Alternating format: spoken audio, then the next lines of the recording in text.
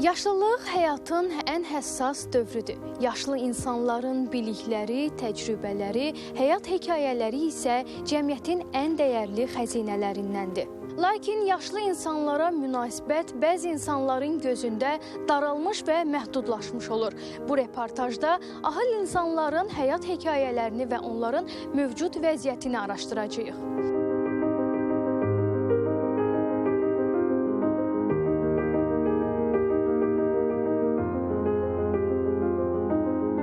Yaşlandıqca insan daha çox sevgiyə, qayğıya, diqqətə ehtiyac duyur. Bəzilərinin bu ehtiyacları doğmalarının, nəvə nəticələrinin yanında qarşılansa da, elə insanlar da var ki, ahıl evinə üz tutur.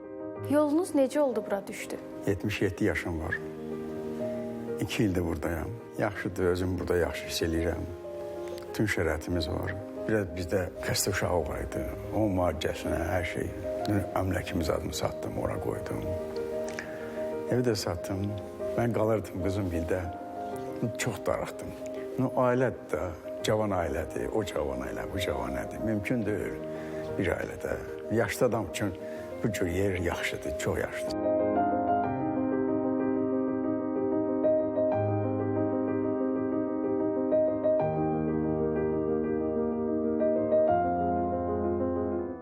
Söhbətimizdən məlum oldu ki, əksəriyyəti ailələri tərəfindən tərk edilib. Bir çoxunun oğlu, qızı var, ailə həyatı qurublar. Bəzilərinin də övladları xaricə köçüb orada yaşayır. Yoldaşım rəhmətə getdi. Mən qaldım tək. Uşaqlarım deyəcəksiniz, uşaqlarım burada deyil. Onlar o tərəfdədir, Rusetdədir. Hamının öz həyəti, öz evi, eşi, uşaqları. Mən isə qalıram, bilirsiniz, tək. Nə qədər olsa, biraz orada, biraz burada, biraz orada gördüm, yox, belə olmaz. Özüm də utanıram uca, belə qalmağa. Sonra gəldim bura, bilirsiniz, mənim çox xoşuma gəldi. Ahıl şəxslər sosial xidmət müəssisəsində qalmağın rahat olduğunu nə qədər desələr də, bu hal cəmiyyətimizdə heç də bir mənalı qarşılanmır. Söhbət zamanı aydın oldu ki, qocalar evinə üz tutanların əksəriyyəti tək qalmamaq üçün buranı seçib. Yaşlanmaq necə bir hissdir? İnsan ən çox nəyi öyrənir? Cavanlığın öz vaxtı var, ancaq onu bilin ki, ürəyiniz cavan olsun. Siz baxmayın ki, biz qocayıq. Mən cavanlara deyim ki, analara, atalara qulaq assın. Ana, ata keçir. O vaxtı biz keçmişik. Ona görə də deyirəm, ana, ata deyəndə pisliyinə demir. O istəyir ki, siz yaxşı olun. Mən indi görürəm ki, uşaqlar, ana bir söz deyəndə deyir, mama yaxşı da, ya da belə ayrı cürə də cavab verirlər. Onda bax, ürəyimizə dəyir.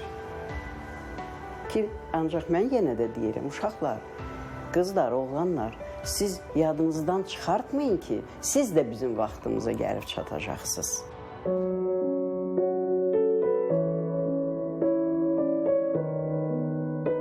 Qocalar evinin sakinləri gününün əksəriyyətini idmanla məşğul olaraq, velosiped sürərək müxtəlif tədbirlərə, tamaşalara qoşularaq maraqlı keçdiyini bildirir. Mən kinoya da çəkilmişəm burada.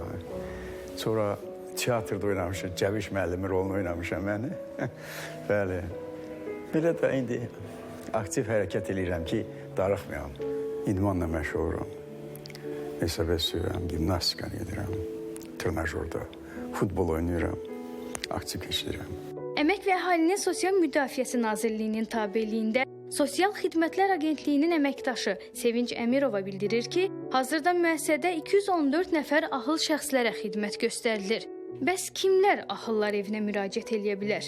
Özünə qulluq qabiliyyəti olmayan, habelə onlara qulluq və kömək edə biləcək əmək qabiliyyətli qohumları və ya qanuni nümayəndələri olmayan şəxslər qəbul olunur. Ahıl şəxs 70 yaşına çatmış şəxs hesab olunur. Ahıl şəxslər üçün sosial xidmət müəssisəsində vətəndaşlarımıza sosial məişət, tibbi sosial, sosial psixoloji və sosial hüquqi xidmətlər göstərilir. Sosial xidmət müəssisəsinə yerləşmək üçün vətəndaşlarımız agentliyin yerli qurumlarına və dost mərkəzlərinə müəssisə yerləşməklə bağlı ərizə ilə müraciət etməlidirlər. Yaşlı insanları qocalar evinə yerləşdirmək çoxları tərəfindən qınanılır.